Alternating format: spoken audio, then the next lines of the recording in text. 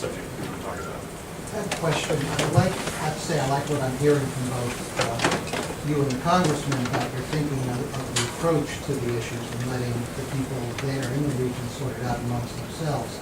And along those lines, I ask, what would be so bad about Iraq splitting into Shia, Kurdish, and Sunni areas, since it appears at least Turkey and Israel are moving in the direction of recognizing the Kurdish Republic of Iraq.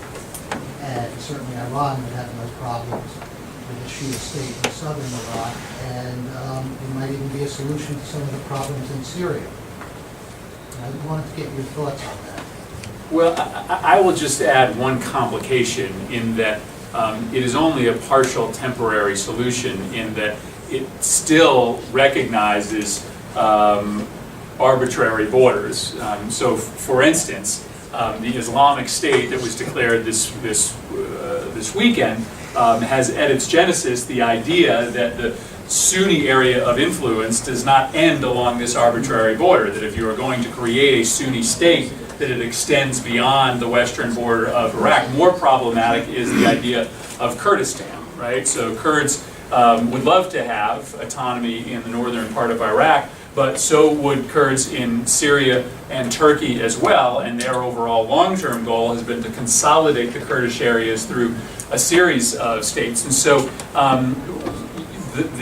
one of the things to think about is, for instance, if you gave autonomy to the Kurds in the north, you could potentially see Kurds from the other countries come and resettle in this area, or you could create a whole new conflict by which you have now empowered a Kurdish state that seeks to expand its borders into Syria and Turkey as well. Listen, I think this is the conversation we have to have. Yeah, and I think we pointing out on Turkey, it appears the Turkish government seems to be saying, the deputy prime minister said the other day that he considers the recognition of the Kurds in Iraq as a separate region pretty much inevitable, and they're already selling oil to Israel.